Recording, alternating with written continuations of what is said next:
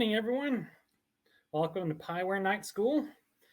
We're working on the new platform, and we enjoyed it last night, so we're going to continue here. It's a little more robust for us. We can interact a little bit easier with you.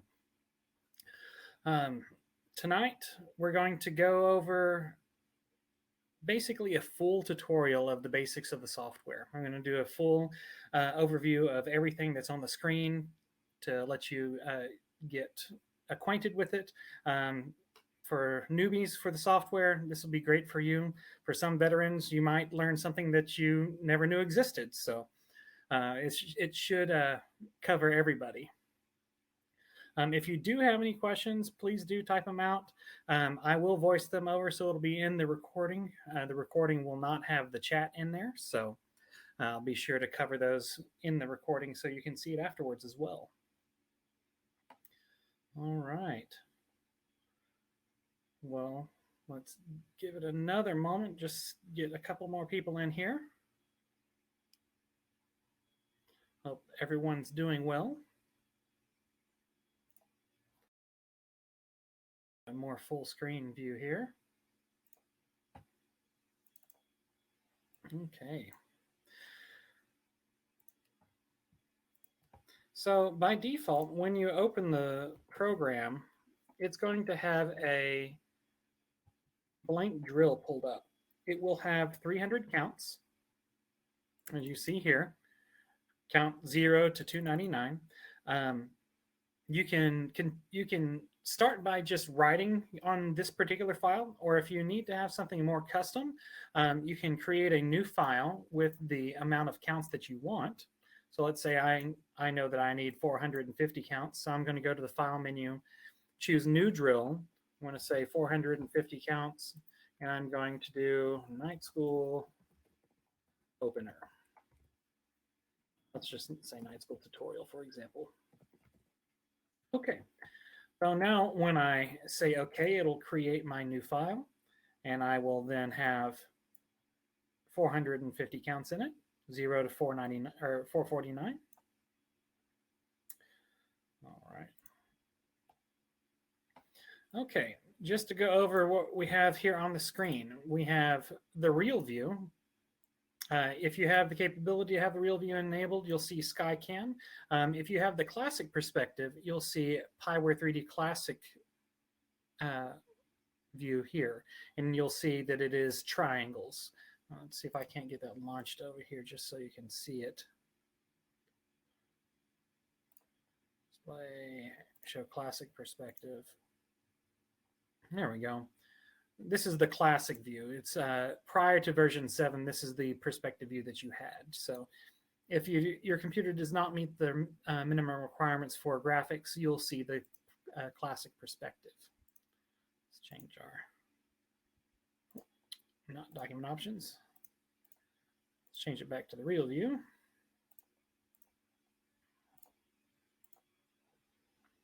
Okay. So just a quick overview of the real view window. By clicking and dragging with your right mouse button, you're able to click and pan the camera around. If you click with your left mouse button, what that will do is it'll allow you to shift the focal point that the camera looks at.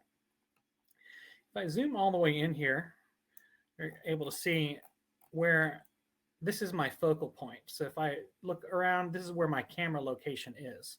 So I can actually put that camera location, let's say I wanted to put it on the 50 front sideline. I use my right mouse button in order to move that around. You can also move that around by clicking and dragging the scroll bars here. If I use my scroll wheel, I'm able to zoom in and out. So that gives me the ability to position my camera wherever I want. You do have a HUD here that is listed. You've got the label of the camera that is listed. We do have 4 different cameras available. We have the sky camera, which is a free-floating camera. We have the ground camera, the helmet camera, and the blimp camera. You can have one or all 4, or a multiple of any of those, 1, 2, 3, or 4, and you'll be able to see those here. The helmet camera and the ground camera are both attached to a performer. So if I have a performer on the field,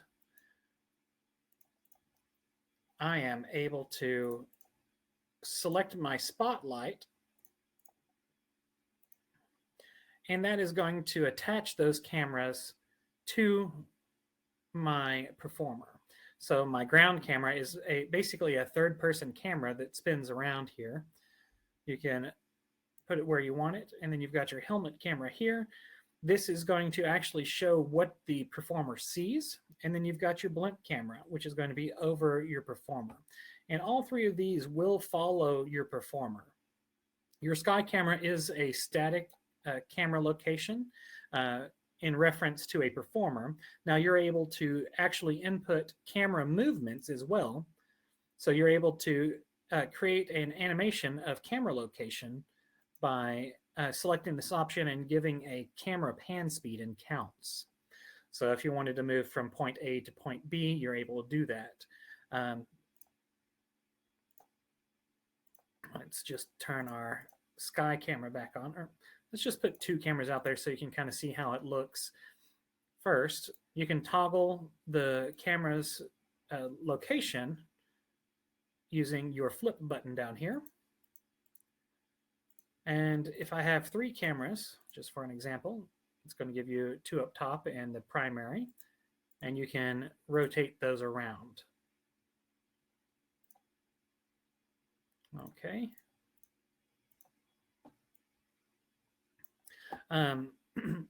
Now, for the buttons that we have here, we have a pause button here that toggles to a play.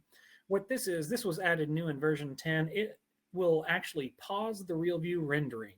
So basically, if I put it to pause, the real view will not update.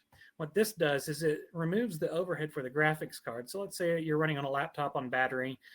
You can actually pause that if you're not using the real view, and that reduces the overhead of the software, so it'll extend your battery life. And you can turn that back on when you're ready to start seeing the real view rendering once more. We've had that request quite often over versions 8 and 9, so much that we put it into the version 10 now. This button here is going to enable auto shade. So what it's going to do is when you are not playing, it's going to have the real view shaded to the menu, to the hidden bar, the minimized bar. When I start animating, it's going to automatically pop open so that you can see your real view. Now, while that is selected, you can still manually open that, but that will enable it to where it will auto shade and unshade when you're animating. This button here is going to toggle the HUD information. So I've got I can actually show or hide the entire heads-up display here. And that can include your camera title, the drill title, your set title if you have one, your set number, count, audio sync information, transition information from your production sheet measure, and note 5. So for an example, if I have information listed here, it's going to look like this at the top and update while it's animating. A lot of people find this beneficial for when they are animating and test animating and designing, or when they're delivering a video to their clients. You can toggle any of this information on or off. As you can see here, it's going to show how it's going to be listed here. If I wanted to remove my camera title, it'll center that. And all of the drill information is going to be listed in this black panel, so it's easier to see. The camera names are not listed there. They're listed above that. So I'm just going to toggle my settings back off. Okay, and then what we have here is a three-way toggle that will toggle between your major lines being shown, so only the solid division lines that you see here on the grid, your every 5 yard, which are given in the grid designer, and I'll explain that in one moment. Then you can toggle to where it has the major line and subdivided lines. And then the third option would be a surface if you had one on there. Let me just pop a surface on there real quick just so that you can see. Let's do, where are we at? High school football service. Here we go. Okay. So as you can see here, I now have my surface, and I can then toggle between the three options.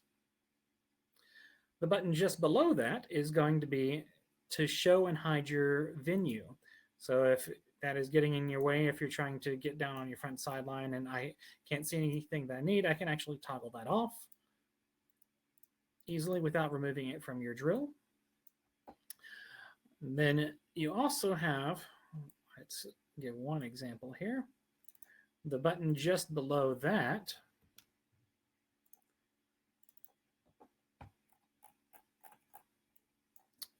is going to turn on and off the performer labels. So I've got, if you have a name or a label listed here. So if you have just a label, it's going to show the label. If you have a name, it's going to show the name. So you can toggle that information off by toggling your L here. The button just below that is a camera. So if you have pre-programmed camera locations that are panning around, you can toggle those off for when you're continuing to write, and then turn them back on when you're wanting to animate a multi-cam movement. The last button on the right here is going to launch your document options into the real view for any of the fabric data, and also the starting visuals or any surface information venues. You can change that there. The one button that we did not cover here is going to be the recenter button, which basically it's going to recenter the camera to the default location for this particular venue. The last thing that you can do for this particular window is assign custom camera locations for jump locations. So let's say I want this particular location to be a remembered camera location. So I'm going to select it as my preset 1 and say save. And now if you can see here, I've got preset 1 listed here. So I can go back to my default location, and then I can click on my preset location, and I can toggle between those. I set one more location here just for an example. So now I have presets 1 and 2, my default, my preset 1, and my preset 2.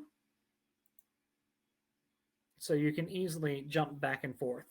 Now these buttons here are actually global presets. So they are not unique to drills. They are specific to the computer.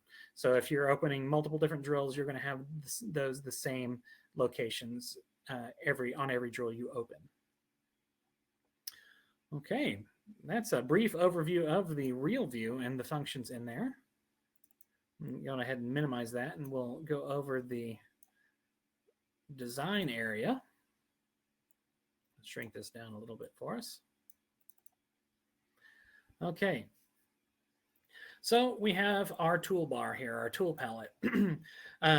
By default, it's going to be broken up into sections, and it's going to have a clear background. So you'll have a clear spacing in between the different types of tools. I'm currently in the professional edition, so it has a few more tools than the basic. The first section is going to be your selection tools.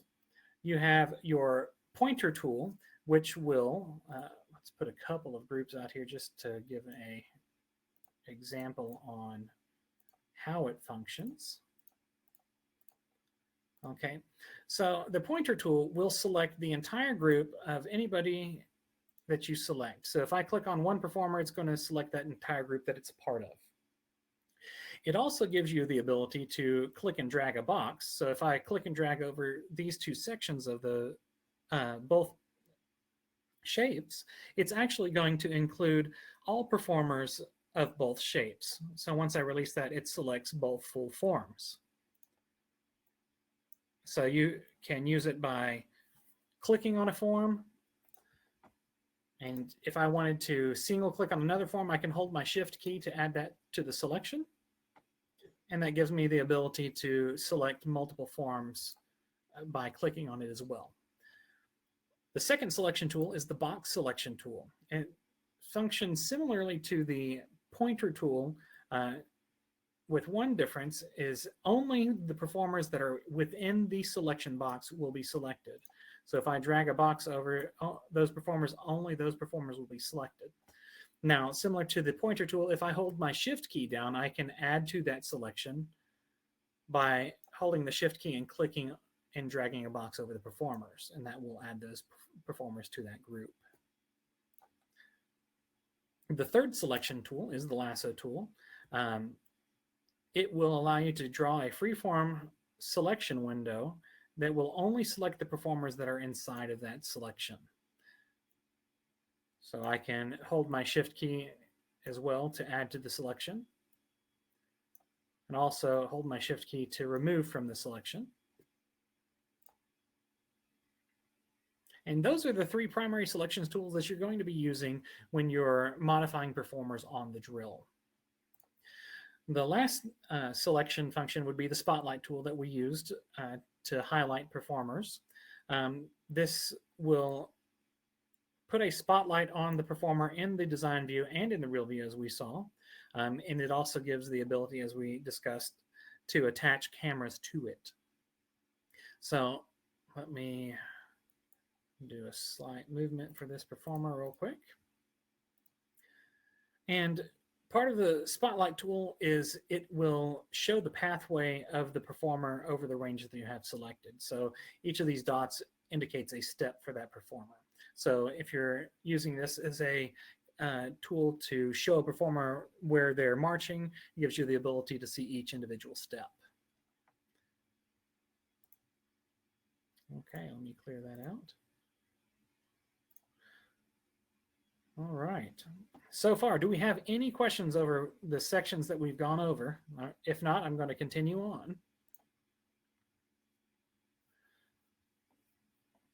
So in the rest of the selection tools, we have a select by profile, which gives us the ability to select by symbol type. So I can select all of my, let's say, uppercase X's. I can choose to include them into my selection, and that's going to automatically add them as selected performers, or exclude them. It can also include all performers and then start excluding performers based on different either symbols, labels, colors, or names.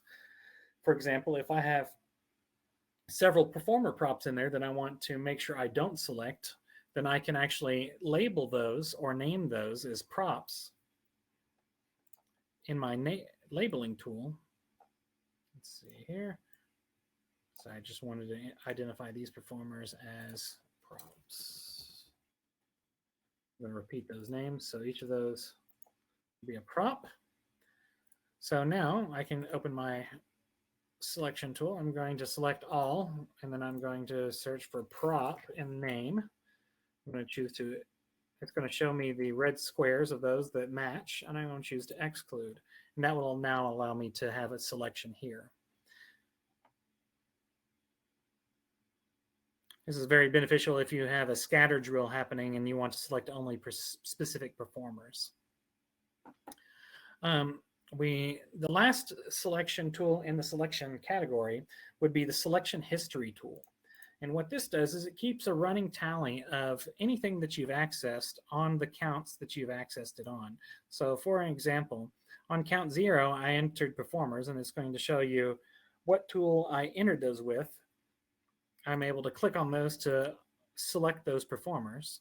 And let's say this is going to be a soloist, so I want to save that person as a favorite. By default, each count has its own selection history list. So as you can see, it's only going to populate on the 2 locations that I've created performers on. Okay, but I want to be able to have this soloist selected from my favorites list at any point in the drill.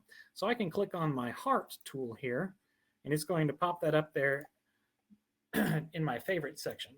Let's go ahead and name this. I've got soloist. Say it's our trumpet soloist. Spell today. All right. So now I've got my trumpet soloist. So I can actually come through at any point in the drill, come in and make sure that I select my trumpet soloist, and here we go. The same can be done with any number of performers in a group. Okay. The next set of tools would be our grouping and adjusting section. So we have the knife tool and the glue tool, which launch the same tool, but two different sections of the same tool. So our knife tool, it's going to give us the ability to divide the grouping of any group that we have. So if I wanted to, let's say, cut this into a pattern, I can choose to apply it in any type of pattern, whether it be a pre-created one or another pattern that I have created myself. So let's say I wanted to do a B, C, D, E. So every person, every fifth person is going to be in its own group or in the same group. So one A is going to be the start of its own group. Say start here. So we'd have A, and then F is going to be the next person in that group. So if I selected that pattern here, applied it, it's going to split that into the pattern groups. So I have 5 individual groups here.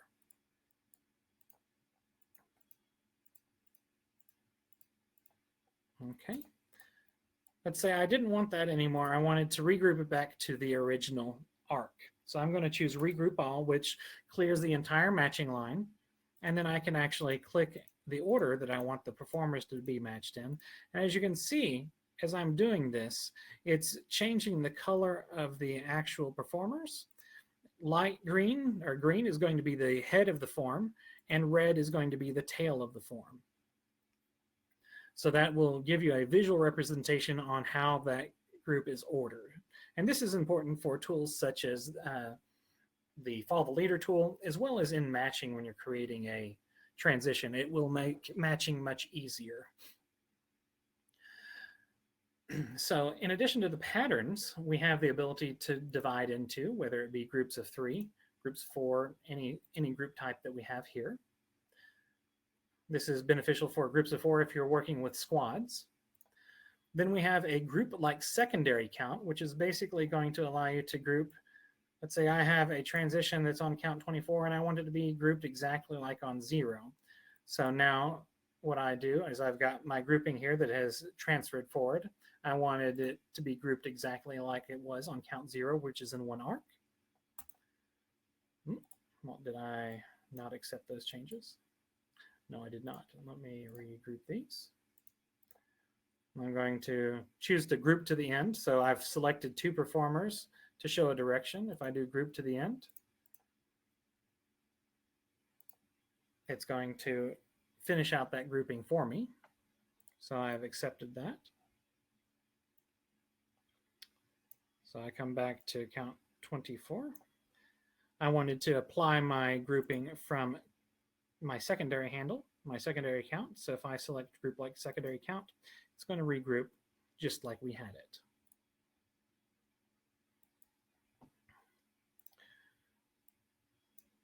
it. When I jump into, when I click regroup all, it automatically enables the glue function, which again allows you to glue the performers back in order that you want.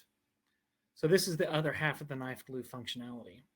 You also have an additional function called flip grouping order, which basically allows you to flip the order around easily without having to regroup them individually.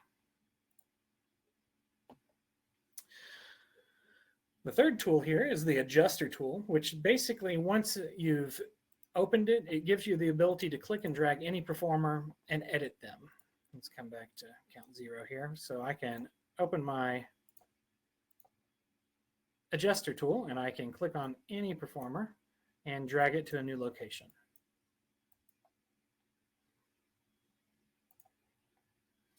I'm able to edit paths and steps when I'm creating a transition.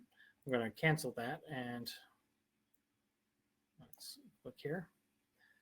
Say I wanted to move someone, create a pathway here.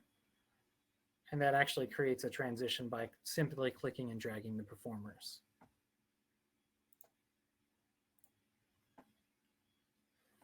Okay.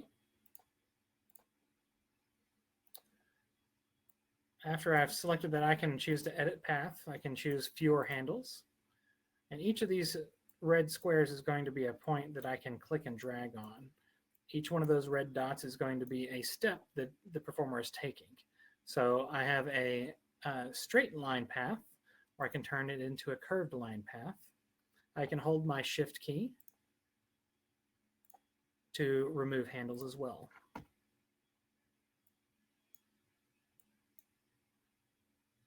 Once I get the form like I like it, I can go ahead and choose accept, and then it will create a transition for me.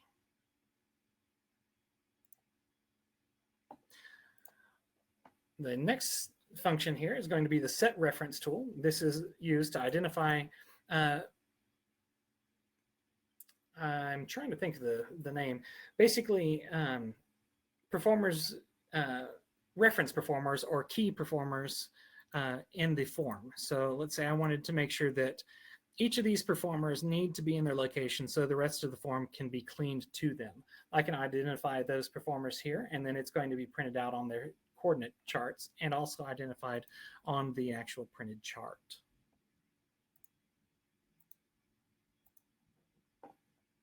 Okay. This section here is going to be your drawing tools. We'll go into those a little bit further here momentarily.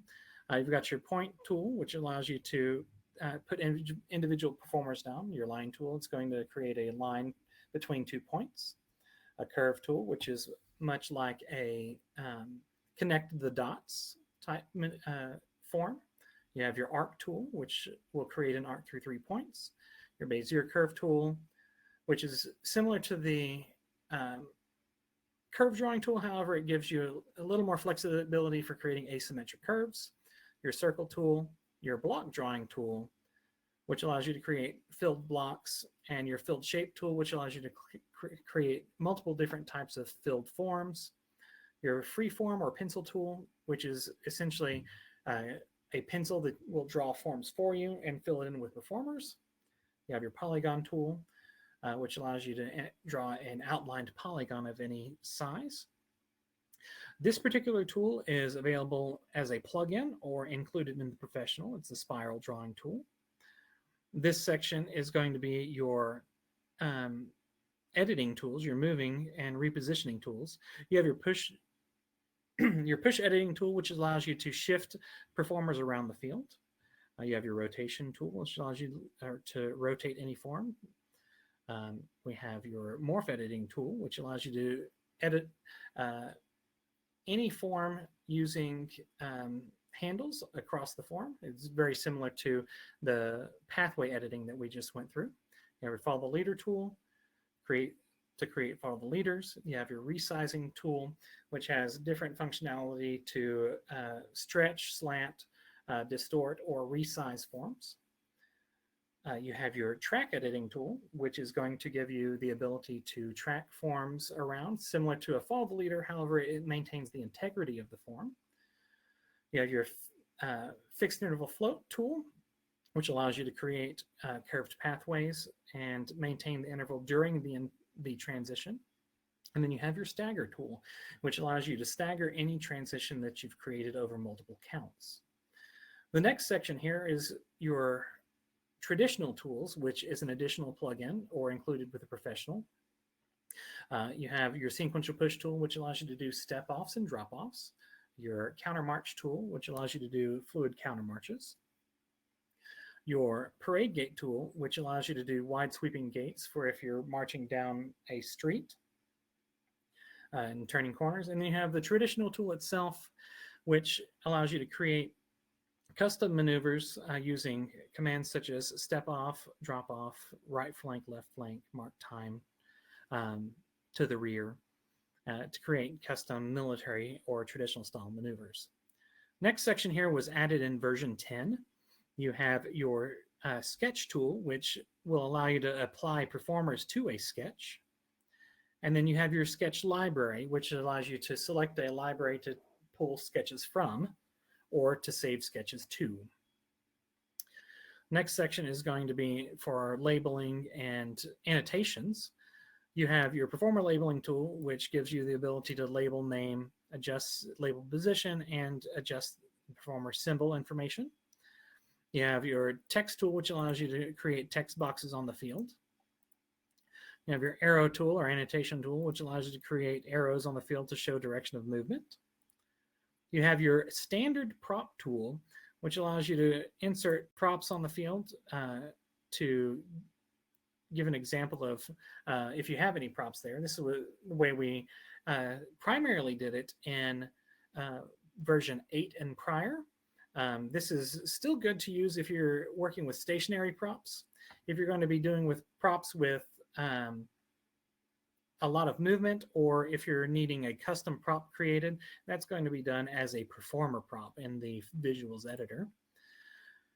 This button here is the floor cover tool, which is an additional plugin, or it's included in the professional. It allows you to insert a floor cover if you're doing an indoor show, if you have a floor tarp that you want to be under the design grid. And this function is your visuals tool. This is where you would go to set any of the visual information for the performers, whether it be the marcher uniform style, what instrument they're carrying, facings, visual information, if they're going to be doing any body movements, or if it's going to be performer prop, how it marches. All that information that pertains to the real view is accessed through the visuals editor here. Okay. That's just an overview of the tools that we have. I'll go more in depth in the drawing tools at a later date. What we have here is your console, which is going to show the information of where your cursor is on the field, give you a live update. So it gives you a location of that particular, where your cursor is for a coordinate. It gives you the number of positions you have on the grid, as well as the number of positions you have selected. And then it gives you the transitional information that you have based on where your handles are. You see it updates here. If I have something selected, it's going to give you the average interval for that particular form as well.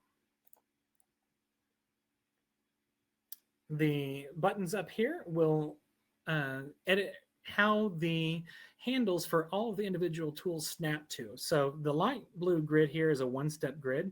So by default, if I select and put something down, it's going to automatically snap to the one-step grid if I have that selected.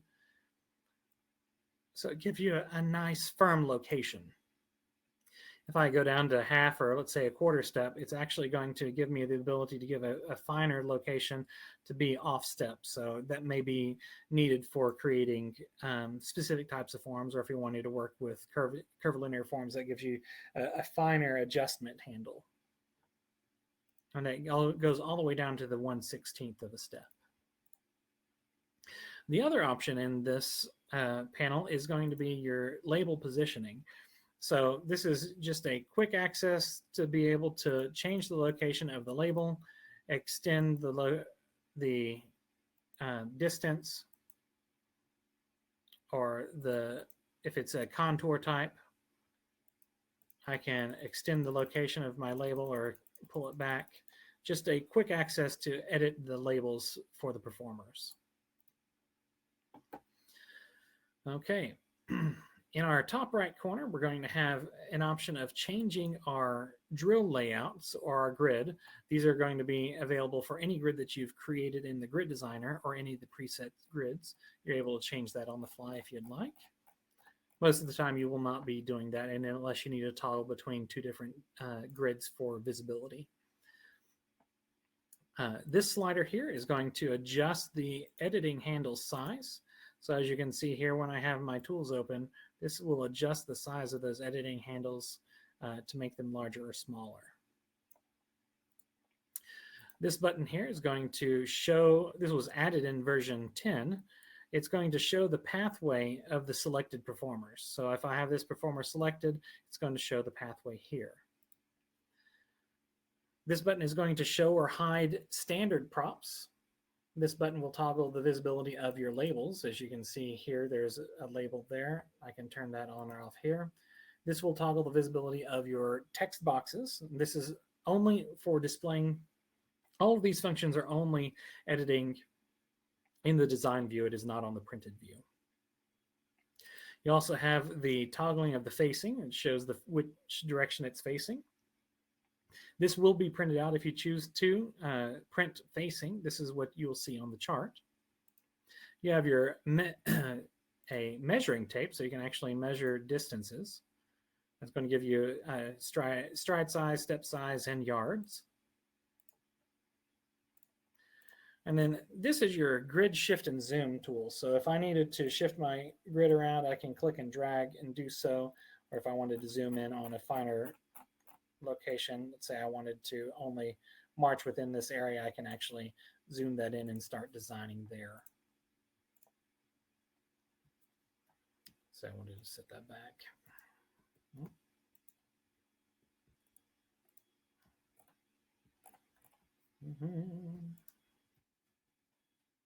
There we go.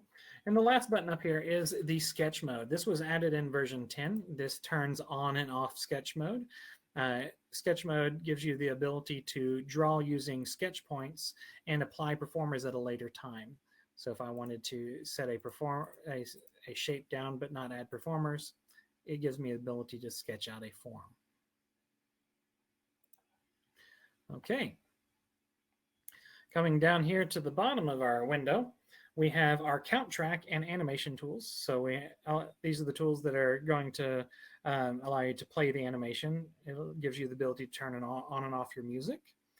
This is a button that will repeat the section of the drill you have selected. This will play the entire drill first to last. So if you have your anchor spread, instead of playing just between those anchors, it will actually play from count 0 to the end. This button will enable step time animation. So if I press play, I can use my space bar just to tap through. The last option down here is going to be a fast animation, which is going to speed through at twice the animation speed of the drill. Okay, so down here we have our count track, which is our timeline for our drill.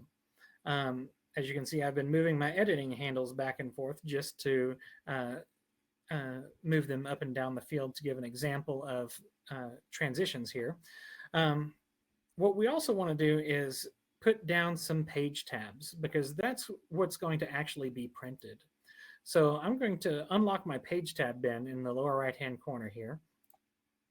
That's going to turn my page tab area yellow. So now I can click where I'm going to have my sets. So let's say I have a set on 8, 16, 24, and 40. So all of these page tabs are going to be where my hit sets are. This is also where I'm going to have a chart printed as well as a coordinate printed. So I'm going to close that back. So now I can use those. We have a question from Patti. How do we determine the number of musicians on the field? That is done in the console in the upper right-hand corner here. You have 21 positions on the field, 0 of which are selected. So you can select any number of positions, and that's going to update this information up here. Hope that answers your question, Patti. Okay. All right, now that I have a couple of page tabs added to the drill, I'm going to start over here and just do a quick overview of entering performers for the first time, just so that we have it in a streamlined fashion. So I've got my page tab 1 at count 0. I'm going to select a tool that I want to create a form with. So I've got my line tool. The line tool will add performers in between the 2 points that we create. I can choose to change the label or change the symbols here at the time of entry, or I can just leave them as X's and come to my labeling tool and do that at a later time. So I can come in here, I can click and drag my handles around, so I don't have to accept the locations that I placed them when I first opened the tool. I can just move them around to any location, You also have your relocation handle. This is going to be available in pretty much all drawing tools.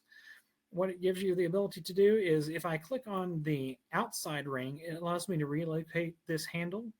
If I click on the inside ring, the center, it allows me to move the entire form around. And this little pigtail handle, what it'll do is if I click and drag it, it's going to rotate that form. So it gives me the ability to rotate any form that I've created as well. So, all right, so let's say I have my line here. I've got it at a two-step interval. It gives me 17 performers, but actually I only need 15 performers. If I type in the information here, it's going to automatically lock this box and lock only 15 performers to this particular form. So if I click and drag, it's going to no longer add performers at a two-step interval, but it's going to stretch the interval between the performers to fit that new size. Let's say I wanted to lock that to a two-step interval still. So if I have a two-step interval in here locked, I can actually, if I type something in here, it automatically locks for me. I can then adjust my form. If I try to extend it, it will not extend any further because those pieces of information are locked. Okay. Let's say I wanted to go ahead and accept this form. I can accept that, and it places a form down here, and it enters it into the drill.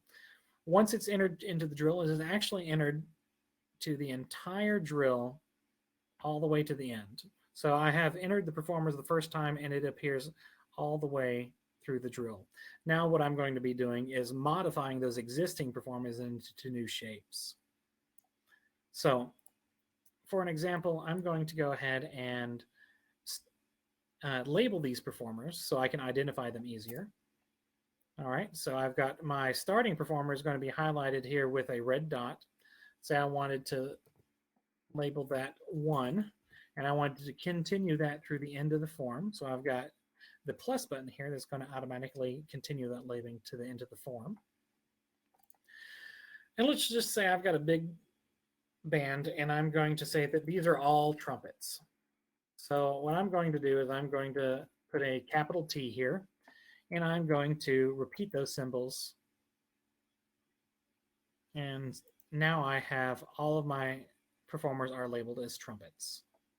I can accept that. And now I have T 1 through 15. Okay, so now we have our first performer here, our first set of performers, and we have them labeled so we can identify them. The labels and symbols will show up on the coordinates as well as on the charts. Okay. So let's add in, let's see, let's say I wanted to do an arc. I'm going to place an arc. I'm going to place it by clicking the 2 endpoints of the arc and then placing the depth of the arc. Okay, so I can click and drag these to be any distance that I want. Let's say I wanted to do something like this. Let's see, 11 performers at a 2-step interval. That sounds good to me. I accept that, and now this set of performers is entered here. I'm going to call these guard, label them 1 to the end. I'm going to change their color so I can easily identify them. Let's do a red. I'll repeat that color as well. And I can accept. And if you do have a color printer, the symbols will be printed out in that color as well, or you can set them to print in black and white.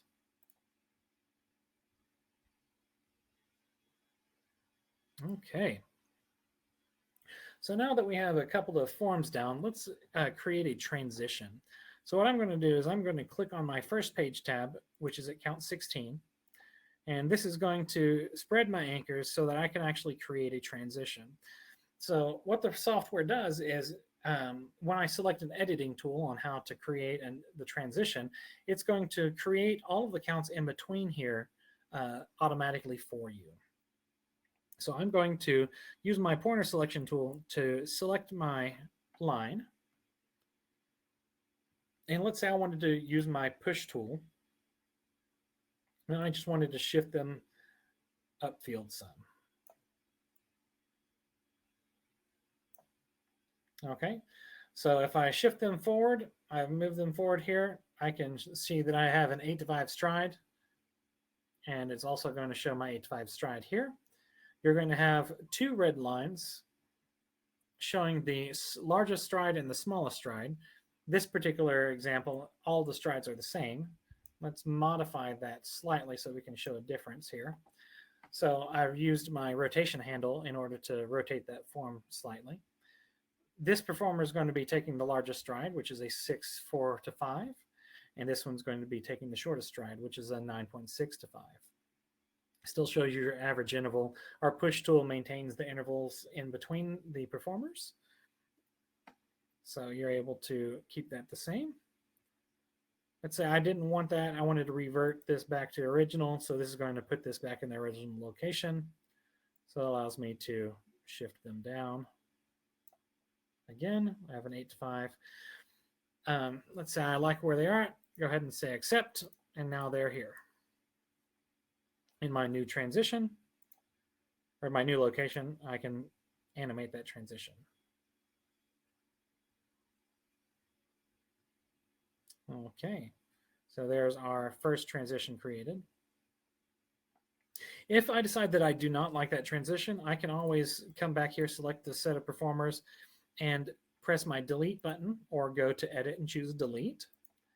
And I can choose to delete the transition or delete the performers. If I choose delete performers, it deletes them from the entire drill. If I delete my transition, I can reset it back to the previous location, which is the secondary count here.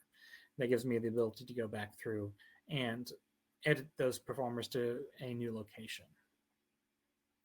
So let's say I really didn't want to do that. I wanted to shift them over this way now. Okay. And what I can do is I can actually test animate before I accept my push. So I can make sure that that is the location that I want them to go to. I like that transition much better, so I'm going to say accept and move forward. Okay. And then I can, let's say I wanted to come over here and use my, or let's adjust our guard.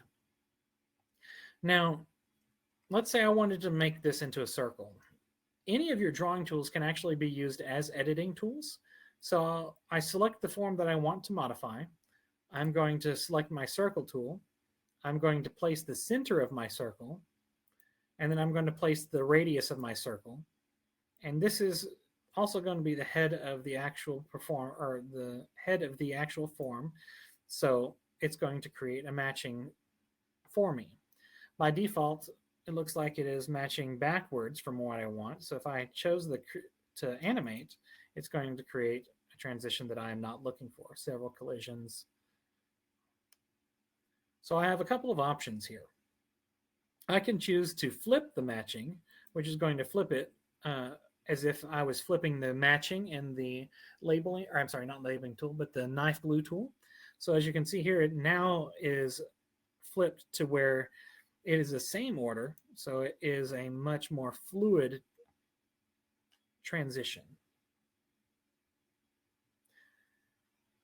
The other option that you have is actually to clear the entire matching, and you can manually match them where you want them to go. So let's say I wanted, instead of peeling or spreading around, I wanted to kind of spread this out. So I'm going to select the location where I want this performer to go. The performer you're matching to is going to be highlighted in red.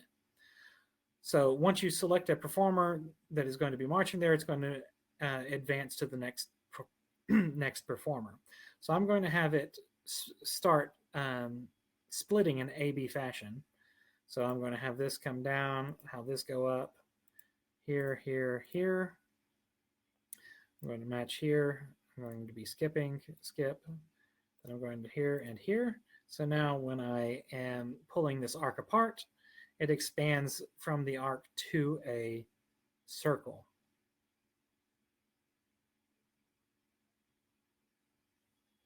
So it looks kind of like an eye opening, as it were. And the circle tool also gives you the ability to create ovals. You can select the option to lock to circle, and that's going to change that. So if we wanted to look more of an oval, gives us that ability as well. Say I like that transition now, I'm going to go ahead and press accept.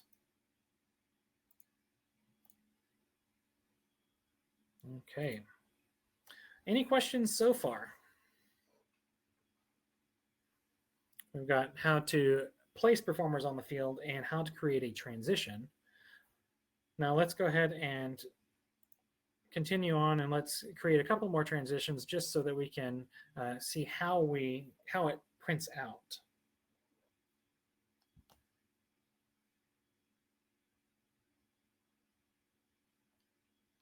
All right.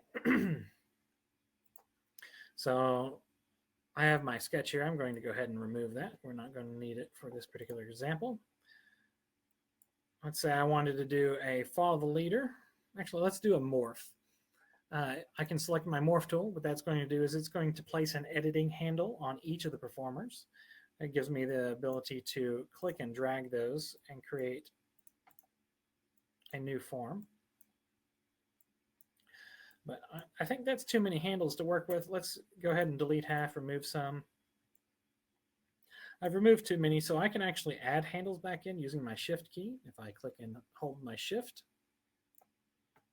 I can add a handle back in. I just wanted to have, I can shift to remove as well. Say I create this new form here.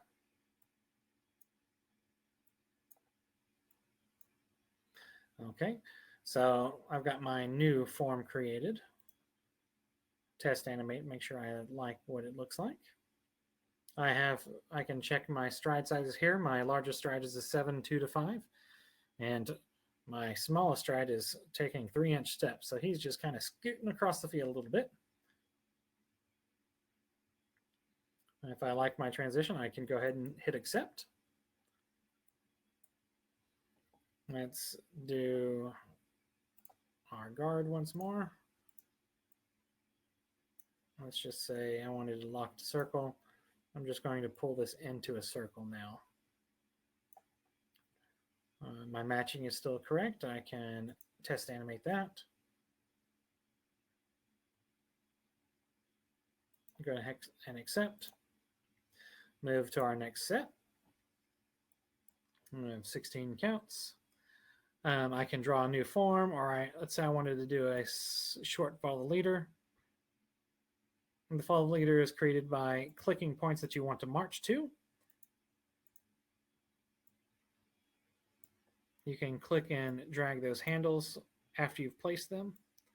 As you can see here, it's starting to flash at me here when I get larger than a 5 to 5 stride. So it's telling me I'm going way too far. So I can choose to delete last. Let's say we just do something like this. Just come down and do a hook.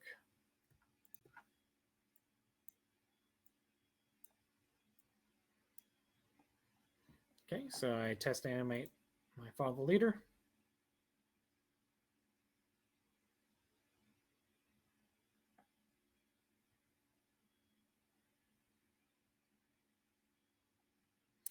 And go ahead and accept that. And let's just say I wanted to rotate my guard. I can click on any of my performers here to rotate. So let's say I rotate them about 100 degrees. That gives us an 8 to 5 stride. I can watch my animation here. I can see the animation rolling with my labels. Okay, so now I've created 4 sets of drill. Let's just say we are done for now, and I wanted to go through and print those out. So what I'm going to do is I'm going to come up here. I'm going to choose File, choose Print. I can go to Print Charts. Let's say, yes, I want to go ahead and save. Let's go into our drills directory and then night school tutorial. Save it here. So now our drill is saved, and now we are here in our print charts section. We can choose to print from our page tabs, which gives us the ability to pick and choose which sets we print. You have the ability to print a single chart, just currently displayed, from page tabs, and then thumbnails, which are going to be much smaller note card size printouts. You have your overlay set, which is going to be your secondary dots. So you'll see the dots on the page where you're coming from or where you're going to, depending on how you like to teach. And then you have any instructions that are going to be available that are going to be pulled in from the production sheet. I'll go over those at a later date as well. You have your chart section, which, as we were discussing earlier, you can choose to print all performers black or toggle that off to print the performer colors. You can set them to all be dots instead of their symbols if you wanted to have a more fine-tuned location. You have the ability to print your labels, mark the center of the performers, facing, as we were discussing. You're able to print your grouping, basically the shapes that they're in. You can print those out. If you have a small group, you can actually zoom in the chart. It'll automatically zoom for you to fit that to the best size of the screen or the printout. If you're using standard props, you can choose to toggle the standard prop images off. Also the same thing for your floor covers. You can increase the yard lines and the grid line size. You can also reverse the printout view to be as if you're looking at it as a performer versus a director. And then you can adjust the text box font size globally, as well as turn on and off the text boxes. We have a couple of options here. The print preview is going to allow you to see what you're going to be printing. So as you can see, I've got my 4 sets here from our page tabs. I can toggle through. These are our 4 sets here. Okay. I can see them here. It's going to show my license information, my title of the drill that I'm in director's viewpoint, all of my set information that I've entered. So basically, I don't have very much information entered currently because we've only drawn on here. I can choose to print out, and it's going to give me options of all the printers that we have available. Or I can also choose just to save it directly as PDF. I'm going to choose to save out, say desktop. Right, school.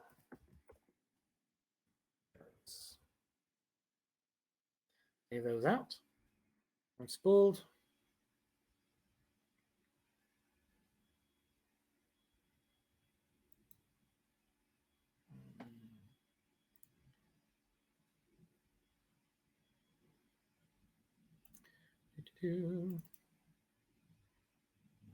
Our charts are available. Let's go ahead and come back and let's now print our coordinates. I'm going to go to File, Print Coordinates. I don't need to save any changes. Say no. We have our report types where we're going to be printing performer coordinates or director coordinates. There are preferences for how it reads out on the coordinate sheets. If you want to march to the nearest quarter step, it's going to round those for you, or you have other different options here. This also gives you the ability to toggle the information that's on the actual coordinate sheet itself. This is the sort of in order of the performers, how they're coming out. And then you have your grid terminology. So basically it gives you the ability to label sections of the grid. So left and right are a little ambiguous. So let's say the left side, when I'm looking at it as a director, is side 1 or side A, and the right side is side 2 or side B. And we have the top, which is the backfield, is going to be visitor, front side is home. And this can be any information that you want. I know that I've dealt with a couple of bands that actually have a forest on one side, a lake on the other, so they have forest and lake, or say parking lot. You can add any information here to it. And then you've got inside and outside referencing if you're inside and outside a yard line, in front of or behind, depending on what you're wanting to reference. You can adjust all of that grid terminology to what you want and how your students need to learn. So I'm going to choose print preview. I've got it set to 4 per page. Actually, let's come back and do a whole page just so that we can take a look at it. So now that you'll see that I have my performer, G6 is what we're working with. We got our night school tutorial, and we have our 4 set coordinate information.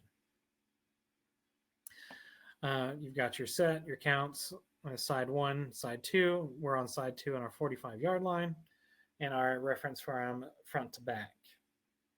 So I can choose to print to my chart or print to my printer, or I can actually come out and save my chart or coordinates to PDF. So let's say night school coordinates. Filling our pages.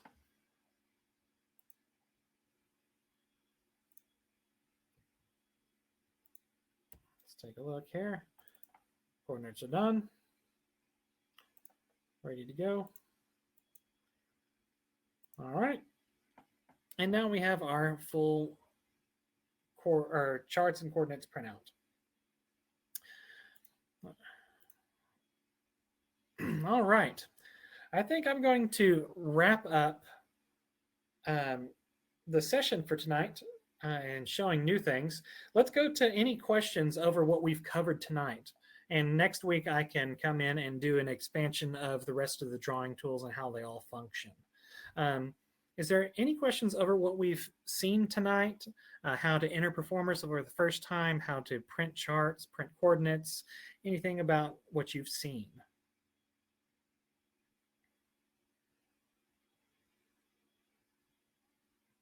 Any questions at all? Okay. So how to transition, how to create a transition. So Patti, in order to create a transition, you first need to have a range of counts selected. So I have 16 counts selected. I then select my performers that I want to modify. And at that point, I would then select any of my editing tools or any of my drawing tools to create a new new form. So let's say I want to move those performers into this position. I'll click and drag those into the new position and press accept.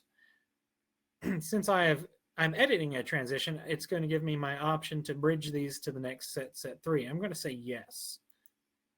So now I've got this into my new location, and also I've bridged to set 3, so that's going to actually create the transition, recreate that transition.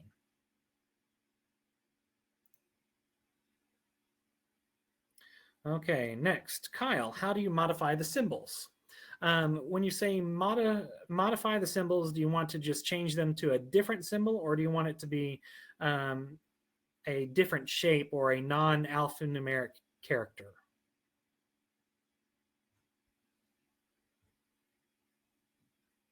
Okay, so by default, we have the font selected in preferences or in document options under file. We have our Pi Java 2 font, and that gives you capital alphanumerics, and then the lowercase ones give us characters. So let's see. In order for y'all to see it, I'm going to go into my cast list. I'm going to go to my symbol map. So as you can see here, I've got my key press listed. This is the keystroke on the keyboard, and then this is going to be the symbol that's going to pop up. So let's say I wanted to have my bass drums be different size bass drums. I can use the corresponding keystrokes listed here. And we also have a printout or a PDF version of this key available in the reference menu. As you can see here, you've got your Pyware dot symbol key. So let's say I wanted all of these to be dots or open dots. Actually, let's come back to my cast list, my symbol map. Let's say I wanted to have my guard be flags, so I can turn them into use the backslash key, okay, to have it be the curved flag.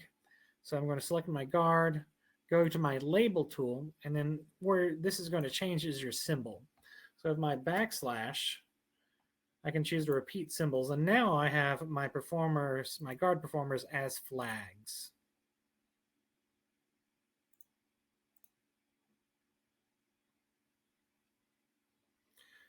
Okay, so for dots, the symbol for a dot is a lowercase s. So let's say I'm changing my trumpets over here.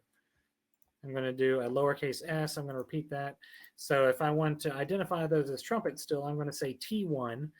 And I've got a wildcard character here. So I've got T, and if I press plus, it's going to keep that wildcard character, the T, but it's going to increment the number after it. So now I've got my symbols as dots, and I've got T1 through 16, or 1 through 15 here. Accept that, and here we go. Okay, next down the list, we've got Chuck. Changing instruments or uniforms. Okay, so instrumentation and uniform is all going to be adjusted in your visuals editor, which is going to be your red flag on your tool palette. So I select the performers I want to modify. I'm just going to go on count 0. Okay, since I've got them as a lowercase s, that is normally identified as a snare drum, so it's automatically selected a snare drum for me. Since these are actually trumpets, what I'm going to do is I'm going to select my brass section. I'm going to choose trumpet, and I'm going to apply those changes. Those changes are going to appear in our real view here. I'm going to zoom in so you can see that. So now all of our performers are wearing our standard Marcher 1 uniform and Shako with trumpets. Now you can also customize the uniform by loading your custom uniform in your document options under Real View. I've got my Marcher 1 being used. So let's say I have,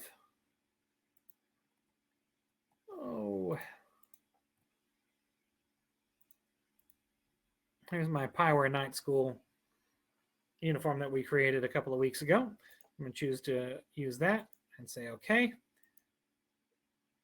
And now I have my Pyware uniform on here.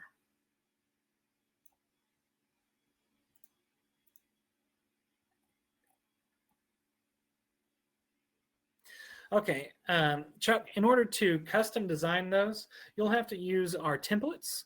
And we did do a full night school over how to create those custom uniforms. I will get a link and tag you in it. Is that Chuck? Let's see who we have. Chuck Wilson. Okay, I'll be sure to tag you in that post so you can watch that one, because we did go through that on how to create a custom design uniform. Okay. All right, Kyle, we've got you covered. Hernan, let's see, is there a way to print performer-based charts that zoom into their form and to their dots? What we have for that particular example, Hernan, is actually a plugin. It's included in the professional or purchased separately in the basic. So let's say, for an example, I'm just going to select my T1 here. I'm going to go to print, and then what you have is print personalized drill books. Now, what this will do is it's going to give you the personalized drill book for my trumpet that we're working with.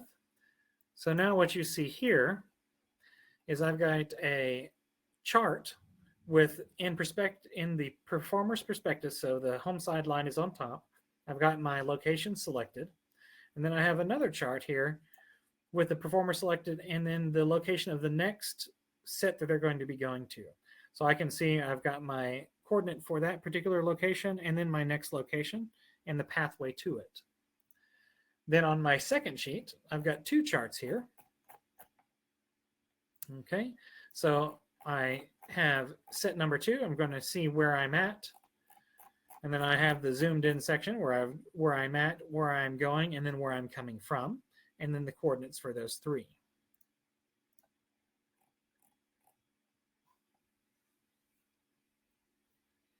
All right, Hernan. Were there any other questions?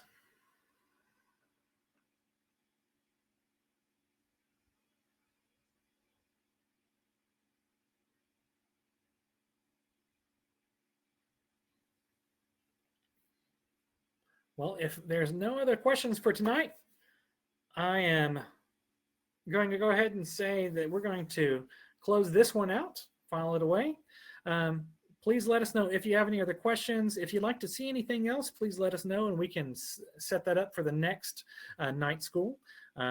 If you have not signed up for our master classes, please do so. That's available on our Facebook page as well as the Pyware users group. We do have, I believe it's Mitch Rogers coming on tomorrow with us, and it's going to be a very fun session. So I look forward to seeing everybody here tomorrow. Same time, same place, same Pyware channel. For tonight, I'm just going to be signing off. Y'all have a wonderful evening.